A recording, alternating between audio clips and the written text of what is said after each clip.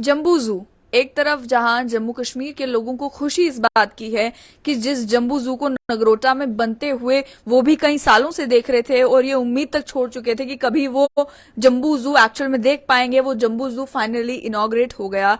वहीं दूसरी ओर कई सारे लोगों की कई सारी शिकायतें भी हैं इस जम्बू जू को लेकर। इसी सब पर बात करने के लिए और इस जम्बू जू को इस समय इनॉग्रेट करने के पीछे कितनी मेहनत है, इस सब पर बात करने के लिए मेरे साथ जम्मू कश्मीर के chief wild life warden Suresh Kumar ji हैं। सुरेश जी, सबसे पहले तो मुबारक इस बात की कि लोग तो उम्मीद छोड़ चुके थे कि जम्बू जू कभी देखने को मिलेगा। कितना समय लगा और कितनी तेजी से जो है इस प्रोजेक्ट का काम किया गया है कि आप जाकर इसे इनॉग्रेट कर पाए हैं? Thank you Pallavi. आपको जैसे पता है कि इसका काम जो है 16-17 में शुरू हुआ और लगभग 1.25 साल 1.5 साल इसका थोड़ा काम हुआ और उसके बाद जो फंडिंग का इशू आ गया और उसके बाद 2 साल वर्चुअली काम बंद रहा। और उसके बाद मैं आपको बताऊं कि इसकी प्रॉपर डीपीआर बनी जिसको गवर्नमेंट ने अप्रूव किया। और आप जैसा कि जानते हैं कि जम्मू कश्मीर जब यूटी बन गई तो हमारे पास central wild life act apply हो गया और उसी तरह से हमारा सारा system central wild life act के जब आता है तो हमारा जू जो होता है सेंट्रल जू अथॉरिटी जो है उसके सारे जो रेगुलेशन के अंदर आ जाता है। और सेंट्रल जू अथॉरिटी ने फिर इसका जो है लेआउट जो हमारा अप्रूव किया, इसका जो हर जो इंक्लोजर है उसका डिज़ाइन उसकी ड्राइंग वो उन्होंने अप्रूव की और इसको इन्होंने पिछले महीने मेरे ख्याल से 16 तारीख को इन्होंने इसको जो रिकग्निशन दी है इस जू को, उसके बाद ही हम इसको ऑपरेट कर पाए हैं। तो आपको बता दूं कि काफ़ी इसमें मेहनत लगी है। आप देखेंगे कि जू का एरिया बहुत बड़ा है, इतना आपने दूसरी जगह देखोगे इतने बड़े एरिया में जू नहीं है। लेआउट इसका बहुत ही ज़बरदस्त है, आप देखेंगे, क्योंकि बहुत वास्ट स्प्रेड है और खाली एनिमल इंक्लोजर्स ही नहीं है इसके अंदर। आप देखेंगे इसमें पार्क्स भी हैं, इसमें व्यू पॉइंट्स भी हैं, इसमें शेल्टर शेड्स भी हैं। तो मैंने पूछा कि कितने साल जो है वो लगातार काम चला है अब जाकर ताकि इसे इनॉग्रेट किया जा सकता, ताकि ये जू फाइनली फंक्शनल हो जाता। ये मैं आपको बता दूं कि पिछले लगभग 2.5 साल में बहुत जोर शोर से इसमें काम हुआ है। इंस्पायर्ड ऑफ द फैक्ट के बीच में 2 कोरोना वेव्स भी आई और बीच में जब मानसून होती है तो आपको पता हमारे यहाँ काम की स्पीड बड़ी कम हो जाती है। तो बड़ी दिन रात इसमें मेहनत की है हमारी टीम ने और हमारे जितने भी लोग इसमें इन्वॉल्व रहे हैं। तो तब जाकर के हम इस स्टेज पे पहुंचे हैं कि हम इसको 29 तारीख को मई को हम ऑनरेबल एलजी साहब जो हैं उनके हाथों इनको इनाग्रेट करवा के पब्लिक को डेडिकेट करवा पाए। जम्बू जू जो एनविजन किया गया था उसमें आइडिया यही था कि अलग अलग देश के भागों से जो पॉपुलर स्पीशीज हैं जो जम्मू में रह सकती हैं उन्हें भी इस जम्बू जू में जो है वो रहेंगी और लोग उन्हें भी देखने के लिए आएंगे। तो अभी जब आप जम्बू जू में जाते हैं तो जाहिर सी बात है कुछ स्पीशीज ही देखने को मिलती हैं आपको वहां पर लेपर्ड दिख जाएंगे या फिर स्नेक्स दिख जाएंगे या आपको डियर दिख जाएंगे और अलग अलग कुछ ही स्पीशीज फिलहाल अवेलेबल हैं। तो आपसे समझना चाहूंगी कि वो जिन स्पीशीज की बात की गई थी, बंगाल टाइगर आएगा, घड़ियाल आएगा, वो कब तक जो है इस जम्बू जू में आएंगे? बिल्कुल ठीक कहा आपने। अभी जो हमारा फर्स्ट फेज है इसमें हमने मांडा के जो एनिमल्स हैं इनको शिफ्ट किया है, क्योंकि मांडा जो है ये बेसिकली सेंचुरी में है तो वाइल्ड लाइफ सेंचुरी के अंदर जू नहीं हो सकता। तो ये सेंट्रल जू अथॉरिटी का इसमें डिसीजन था और उन्होंने कहा कि इसको रेस्क्यू सेंटर रखा जाए और प्रॉपर जू आप अलग जगह बनाओ, जिसके लिए जो नगरोटा में जो हमने प्रेजेंट जगह है हमारी जगती में वो फाइनलाइज की गई थी कुछ साल पहले। तो मांडा वाले जानवरों को फिलहाल हमने मोस्टली शिफ्ट किया है और बाकी दूसरे एनिमल्स जो हैं हमारे अलग अलग जगहों से आने हैं। जैसे आपने बताया घड़ियाल जो है हमें लखनऊ जू से मिलने की परमिशन आ गई है। क्रोकोडाइल हमको अपने हरियाणा से हिसार जू से मिलने की कंसेंट आ गई है, परमिशन अभी सेंट्रल जू अथॉरिटी की वहाँ अंडर प्रोसेस है। इसी तरह से टाइगर हमें चेन्नई जू ने एग्री किया है देने के लिए। तो अलग अलग जगहों से जो दूसरे जानवर हमारे आने हैं उनकी प्रक्रिया चल रही है और उसमें इस वक्त ये आ रहा है कि चूंकि मेन लाइन जो हमारी जो प्लेन एरियाज के जो हमारी स्टेट्स हैं जहाँ से ये जू आने हैं वहाँ इस वक्त हीट वेव चल रही है। तो हीट वेव में जो है ट्रांसपोर्टेशन जो है एडवाइजेबल नहीं होती, क्योंकि इसमें मोस्टली जो जानवर लाए जाते हैं वो सब एडल्ट होते हैं। तो हीट वेव में किसी की मॉर्टेलिटी हो सकती है। तो हम वेट कर रहे हैं, थोड़ा मानसून थोड़ी शुरू होती है तो मानसून शुरू होने से जैसे टेम्परेचर थोड़ा सा नॉर्मल होगा तो हम इनकी शिफ्टिंग शुरू करेंगे। तो आने वाले मुझे लगता है कि 2-2.5 महीनों में ये कंप्लीट हो जाएगी। 2-2.5 महीनों में। और ये जो इनकी ट्रांसपोर्टेशन के बाद, क्या उसके बाद, क्योंकि जम्मू में हीट वेव जो है हर गर्मियों में आती है, तो क्या उसके बाद वो गर्मी बर्दाश्त कर सकते हैं एक बार जब जानवर जो है वो एक जगह से दूसरी जगह आ गए, या उसके बाद भी ख्याल रखना पड़ता है कि ज्यादा गर्मी ना हो जाए? इसमें ऐसा है कि जू में इस वक्त वही एनिमल्स हम रखते हैं जो यहाँ के टेम्परेचर को टॉलरेट कर सकते हैं, क्योंकि ट्रांसपोर्टेशन में जो इश्यूज होते हैं वो अलग होते हैं। लेकिन जब वो यहाँ आ जाएंगे फिर उनके रख रखाव का पूरा इंतजाम किया जाएगा यहाँ पे। जहाँ उनको कूलिंग की जरूरत पड़ती है तो उनके लिए कूलर्स लगाए जाते हैं, फैंस होते हैं, डेंस में वो वैसे ही सिस्टम बनाया होता है, और जो भी अंदर उनके इंक्लोजर के अंदर इनरिचमेंट होती है हैबिटेट की वैसे की जाती है। तो ये उसमें उसके बाद कोई इशू नहीं होता है। बट सबसे पहले जो होता है एक तो ये है उनको एक्लिमेटाइज करना होता है, ट्रांसपोर्ट करने के बाद थोड़ी देर के लिए एडजस्ट करते हैं वो, उसके बाद उनको आस्ता से आस्ता हम जो है पब्लिक के व्यू के लिए उनको ओपन कर देते हैं। जम्बू जू की अगर बात की जाए तो इसमें ऐसी क्या खासियत है, क्या ऐसी यूनिक चीज है जो आपको बाकी देश में जब आप अलग अलग जूज में जाते हैं तो वहां पर कम देखने को मिलती है या वहां पर देखने को नहीं मिलती?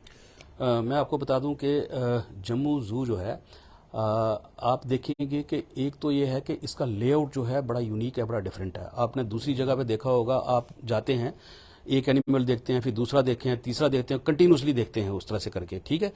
और मुझे लगता है कई बार आप एक दो बार देखने के बाद फिर दोबारा जू जाते भी नहीं है कि क्या करना है, वही जानवर तो हैं। बट इसमें आप देखेंगे कि मैं आपको कहूंगा कि ये जू कम और नेचर पार्क ज्यादा है।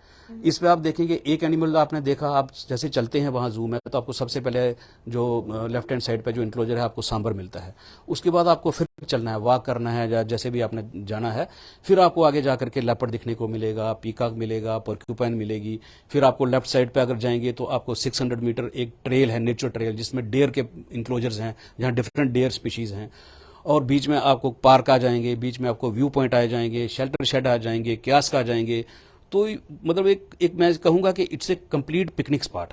आप यहाँ पे आए, आप पिकनिक ये सोच के आए कि आप पिकनिक मनाने आ रहे हैं, आप एजुकेशन के लिए आ रहे हैं, आप रिलैक्सेशन के लिए आ रहे हैं, आप एनिमल्स भी देख रहे हैं, आप नेचर भी देख रहे हैं। आप किसी व्यू पॉइंट पे चल करके आप जम्मू का आगे पीछे का व्यू देखें, तवी का व्यू देखें, जो हमारी त्रिकुटा हिल्स हैं उनका व्यू देखें। तो ये एक होलिस्टिक कंसेप्ट के साथ हमने शुरू किया है। इसमें कुछ लोगों का, जैसे मैंने प्रतिक्रिया सुनी है कि जैसे वो कहते हैं निराश हैं, जानवर नहीं है, वो नहीं है। क्वेश्चन ये है कि जानवर भी हैं और भी जानवर आने हैं। जू जो होता है डायनामिक एंटिटी होता है, ये किसी एक बिल्डिंग की तरह नहीं होता है, किसी होटल की तरह नहीं होता कि वो बन गया और अंदर एसी और सोफे लग गए तो आप जाके बैठ गए। जू ग्रो करता है, ये हमेशा एज के साथ ग्रो करता है। अगर आप सब लोगों ने जू देखे हैं, आप 20 साल 30 साल पहले अगर दिल्ली जू या चंडीगढ़ या किसी जू में गए होंगे, आज देखेंगे क्या फर्दर उसमें एडिशंस हुई हैं। ऐसे ही इसकी शुरुआत है, इसमें फर्दर एडिशंस होती जाएंगी डिफरेंट फैसिलिटीज की। मैं आपको बता दूं कि इस जू में आने वाले टाइम में हमने बड़ी सारी चीजें रखी हैं। हमारे एनिमल्स तो आएंगे। इसमें हमारा ये प्लान है कि हमारा जो NIC है उसमें हम एक कोई 3D 5D या 7D एक थिएटर बना रहे हैं, ताकि बच्चे जो हैं वहां वो उस तरह की मूवीज वगैरह भी देखेंगे। उसके बाद एक हमारा इसमें जिप लाइन का प्रपोजल है। कि जिप लाइन भी वो हमारी ऑलरेडी अप्रूव्ड है, उसका भी हमारा टेंडर जो है वो हम फाइनलाइज करने जा रहे हैं। इसमें एक ट्रैक हमने बनाया जिसका नाम हमने जम्बूदी टकी रखा हुआ है। जिसको आदमी को कोई शौक है, उसकी एंट्री बड़ी खूबसूरत है, आप देखेंगे तो ट्रैकिंग करते हुए ऊपर जाए, फिर नीचे भी आ सकता है, जब पीछे से ही वापस वो रोड पे आ सकता है। जो डेयर ट्रेल है, आप वॉक करें, 600 मीटर वॉक करें, बढ़िया। उसमें ब्रिजेस बने हुए हैं हमारे, वो जो रिवलेट्स हैं उनके ऊपर। तो एक डिफरेंट व्यू है। आप उस जो नेचुरल ब्यूटी है, जो नेचुरल लैंडस्केप है हमारी शिवालिक फुटहिल्स का, उसको एंजॉय करें, उसको देखें, तो साथ में एनिमल्स भी देखें। तो ये एक डिफरेंट कंसेप्ट है, उसको समझने की जरूरत है, अप्रिशिएट करने की जरूरत है। तो मुझे लगता है कि अगर सब लोग इसमें हम साथ देंगे तो इसको हम अच्छे से ग्रो करेंगे। अभी आपने देखा होगा कि बड़े सारे, क्योंकि हिल एरिया है, थोड़ा सा उसमें कटिंग भी हुई है रोड बनाने में, और वो जगह एक्सपोज्ड है, हमने कुछ प्लांटेशन की है। तो मुझे पूरी उम्मीद है एक दो मॉनसून जब हो जाएंगी तो आपको ये बिल्कुल ग्रीन हो जाएगा। इसमें प्लांटेशन भी हमने डिफरेंट स्पीशीज। तो आपको लगता है फिलहाल क्योंकि गर्मी है उसकी वजह से भी लोगों का एक्सपीरियंस जो है वो डिफरेंट है? एक बार जब मानसून आएगा या फिर सर्दियां आएंगी और लोग पैदल चल पाएंगे इन इलाकों में, तो उनका एक्सपीरियंस इस जम्बू जू का है वो बिल्कुल डिफरेंट होगा। बिल्कुल बिल्कुल, आप बिल्कुल ठीक कह रहे हैं कि थोड़ा सा, क्योंकि गर्मी की वजह से भी थोड़ा सा आदमी को लगता है मौसम थोड़ा ठीक होगा और अच्छा हो जाएगा। और मुझे पूरी उम्मीद है कि आपको विंटर में यहाँ खड़े होने को जगह नहीं मिलेगी, जो मेरी अपनी एक्सपेक्टेशन है। क्योंकि इतनी ओपन जगह, इतनी प्रॉपरली लेआउट, और इसमें मतलब आपको बता दूं कि छोटी छोटी चीजों का हमने ध्यान रखा है। कि एक पार्क में आपने देखा होगा चाइल्ड केयर रूम भी रखा है, कि अगर कोई मदर अपने बच्चे को फीड करना चाहे तो वो हम आराम से बैठ के कर सकती है। और भी इसमें हम छोटी छोटी चीजें और भी एडिशंस और इंप्रूवमेंट्स करने जा रहे हैं। तो मुझे उम्मीद है कि ये शुरुआत है, बड़ी अच्छी शुरुआत हुई है। और इसको अच्छे पर्सपेक्टिव में लेने की ज़रूरत है और पूरी उम्मीद है कि आने वाले टाइम में ये हमारा आस्ता आस्ता जैसे ग्रो करेगा, बहुत एक one of the best places in Jammu बन जाएगी। अब सुरेश जी, जो प्रॉब्लम्स लोग भी पॉइंट आउट कर रहे हैं, जो कंप्लेंट्स लोगों की आ रही है, पहली बात तो ये कि लेफ्टिनेंट गवर्नर ने अनाउंस किया कि एंट्री फ्री होगी, तो वो देखने को मिल रहा है। पहले 1 हफ्ता थी, अब 1 महीने के लिए एंट्री टिकट लोगों को नहीं देनी पड़ रही है। लेकिन ये भी कहा जा रहा है कि इस जम्बू जू में कमर्शलाइजेशन बहुत ज्यादा हो गई है कि आप एंट्री अगर फ्री कह रहे हैं लेकिन पार्किंग तो लोगों को देनी है। और बैटरी कार का खास तौर पर कि जहां अगर आप दिल्ली के अलग अलग जूस की बात करें, हैदराबाद की बात करें, वहां पे भी जूलॉजिकल पार्क है, वहां बैटरी ऑपरेटेड व्हीकल की टिकट कॉस्ट 50 से 70 या 80 तक है और यहाँ पे 200 पर हेड ली जा रही है, विच इज बीइंग सेड कि ये अफोर्डेबल नहीं है। 200 पर हेड एक बैटरी व्हीकल के लिए इज नॉट क्या कहें, अफोर्डेबल नहीं है। तो क्या कहेंगे कि क्या सच में कमर्शलाइजेशन बहुत ज्यादा हो गई है इस गवर्नमेंट प्रॉपर्टी की, कि गवर्नमेंट इस सोच से है कि टूरिस्ट आए, लोकल आए तो पैसा सारा रिकवर हो जाए जो जम्बू जू में लगा है, या किस वजह से ये बैटरी व्हीकल की जो है कॉस्ट इतनी हाई है? देखिए, ऐसा है कि आने वाले एलजी साहब ने जब इनाग्रेशन का हमारा इनाग्रल प्रोग्राम था, उसमें वो बच्चों का रिस्पांस देखते हुए उन्होंने कहा कि इसको 1 महीना हम एंट्री फ्री रखेंगे। और दूसरी बात, जहाँ तक बाकी सर्विसेज की बात है, वो आपको पता है कि सारी की सारी आउटसोर्स्ड हैं। और मैं आपको एक चीज़ शेयर करना चाहता हूँ कि जब शुरुआत में इसमें काम हुआ और उसके बाद फंडिंग का इशू आ गया, तो फिर गवर्नमेंट ने इसको, जो हमारी JKIDFC है, Jammu and Kashmir infrastructure development financial corporation, मतलब वो उससे फंड किया है और वो लोन का पैसा लेकर के गवर्नमेंट ने इसको बनाया है। तो जब आप खुद सोच रहे हैं कि लोन का पैसा लेकर के इसको कंप्लीट करवाया है, तो हमारा भी एक दायित्व बनता है कि भाई लोन लिया है तो कम से कम लोन चुकाना तो है। और जो सर्विसेज हैं वो हमने आउटसोर्स की हैं एज पर जो भी हमारे टेंडरिंग का प्रोसीजर होता है, और उसी तरह से वो सर्विसेज दी जा रही हैं। और पार्किंग तो मुझे लगता है कि 40 रुपये पार्किंग तो आप कहीं भी पार्किंग में गाड़ी लगाएंगे तो कोई ज़्यादा नहीं है मेरे हिसाब से, ये तो बड़ा नॉमिनल सा वो है। और बैटरी ब्लड व्हीकल की जहाँ तक आप बात कर रहे हैं कि बाकी जगहों पे अगर रेट का, हमने तो कंपैरेटिव करके बाकी जगहों को किया है, बट इसका आप देखेंगे लूप बहुत बड़ा है, मतलब 3 किलोमीटर का लूप है ये। तो 3 किलोमीटर के लूप पे अगर गाड़ी चलनी है, उसमें ड्राइवर भी है, गाड़ी भी है, तो एक मिनिमम कास्ट है। बट मैं ये कहना चाहूँगा, हमारा मेन जो फोकस है वो ये है कि 3 किलोमीटर लोग वॉक करें, चलें, अपनी हेल्थ अच्छी करें। आजकल मोस्टली सब, एक तो हम वो बाहर का खाना खाते हैं, फिर वो हर जगह गाड़ी से, स्कूटर से या उससे चलते हैं। तो एक मौका है चलने का, वॉक करने का, नेचर को देखने का, नेचर एंजॉय करने का। और उसी में एनिमल इंक्लोजर भी है, नेचुरल सेटिंग में, और बड़ी नेचुरल टाइप के इंक्लोजर है। आपने देखा होगा, किसी को बंद नहीं किया हुआ है, सब खुला खुला है, तो उसको देखने का, एंजॉय करने का है। तो मुझे लगता है कि इस चीज़ को अप्रिशिएट करने की जरूरत है। कोई रैशनलाइजेशन के बारे में लेकिन सोचा जाएगा कि सरकार को प्रपोजल दिया जाए कि 200 रुपए, फीडबैक आ रहा है कि ज्यादा है, हो सकता है हम इसे रैशनलाइज करें तो और ज्यादा लोग यहाँ पे बैटरी व्हीकल्स का भी इस्तेमाल करें। आप सोच रहे हैं यही कि गर्मियां निकल जाने दो, लोग पैदल चलेंगे तो ये 200 रुपए भूल जाएंगे?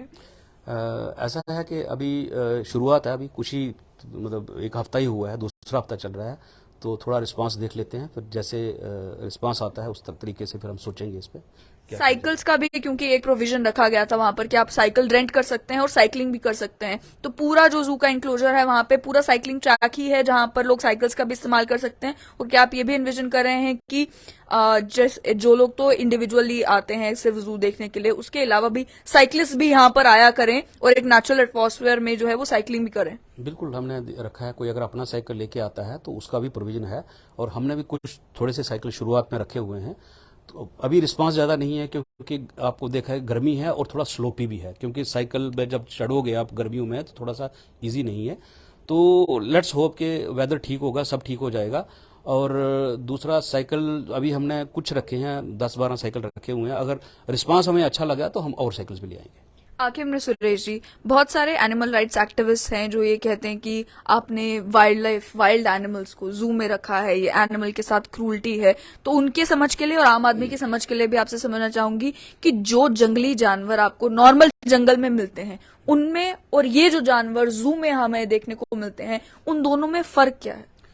देखिए, सबसे पहले तो ये है कि आप इनके देखेंगे कि इनके जो इंक्लोजर्स हैं बिल्कुल नेचुरल ब्लेंडिंग में है और बड़े साइज के हैं। और दूसरा ये मैं आपको बता दूं कि जो जू में एनिमल्स हैं ये हमारे मोस्टली वही हैं जो हमारे जू में ही पैदा हुए हैं, और ये नेचर में नहीं रह सकते हैं। जैसे आपने देखा वो जो हमारा लेपर्ड है, मुझे याद है आप 3 साल पहले भी जब आए थे तो आपने देखा था एक छोटा लेपर्ड का बच्चा, वो हमारे ही यहाँ मांडा जू में पैदा हुआ है। तो इसी तरह के जो एनिमल्स हैं उनको हमने वहाँ शिफ्ट किया हुआ है। और जो जू में एनिमल्स पैदा होते हैं, जो ज़्यादा देर यहाँ रह लेते हैं, फिर वो अपनी नेचुरल सराउंडिंग में नहीं रह सकते, क्योंकि उनको हैबिट पड़ जाती है इंसानों से खाना खाने की और जो फीडिंग की। तो उन्हीं एनिमल्स को जो है हम जू में रखते हैं, बाकियों को नहीं रखते हैं। और ये क्रुएल्टी नहीं है, क्योंकि अगर उनको ऐसे नेचर में छोड़ेंगे तो या तो वो बस्तियों में आ जाएंगे, तो या तो कन्फ्लिक्ट में मारे जाएंगे, या फिर किसी न किसी हादसे का शिकार हो जाएंगे। और जो इलाका है ये जम्बू जू का, क्योंकि काफी नेचुरल एरिया है आपने भी कहा, तो वहां पर ऑन इट्स ओन भी पॉसिबिलिटी है कि कोई जंगली जानवर आए, कहीं लेपर्ड आ जाए या सांप निकल जाए, तो उनके लिए क्या प्रिवेंटिव मेजर लिया गया है ये इंश्योर करने के लिए कि अगर अचानक से वहां पे कोई वाइल्ड एनिमल्स आते भी हैं तो उससे भी इन जू के एनिमल्स को या फिर जो लोग जू देखने आए हैं उन्हें कोई नुकसान ना पहुंचे? देखिए, इसमें जो खतरे वाले जो हैं यहाँ जानवर दो ही हैं, एक लेपर्ड है और एक आपका स्नेक हो सकता है। तो स्नेक का तो मैं आपको बता दूं कि सुबह जू शुरू होने से पहले हमारे जो वर्कर्स हैं वहाँ पे वो सारा का सारा सफाई करते हैं, वो करते हैं। और दिन को जब मूवमेंट होती है तो मूवमेंट पे फिर नॉर्मली ऐसा एनिमल आता नहीं है। जहाँ तक लेपर्ड है उसके लिए आपको मैं बता दूं, आपने ऑब्जर्व किया होगा कि जब आप जू में जाएंगे बहुत सारे पेड़ ऐसे हैं जिनके ऊपर वो टिन शीट लगाए हुए हैं, तो उसको हम बोलते हैं क्लैडिंग। तो उन ट्रीज को क्लैड किया हुआ है ताकि अगर बाहर से नेचुरल लेपर्ड आए तो ट्री पे चढ़ ना पाए, क्योंकि चढ़ करके वो इंक्लोजर में छलांग लगा किसी एनिमल को नुकसान ना करे। तो वो टिन का मतलब क्लैडिंग का मकसद ये होता है, क्योंकि उसको उसके जो नाखून होते हैं उससे उनको पेड़ पे ग्रिप नहीं मिलेगा। तो जब पेड़ पे ग्रिप नहीं मिलेगा, वो पेड़ पे चढ़ नहीं पाएगा, तो दूसरे इंक्लोजर में जाके नुकसान नहीं कर पाएगा।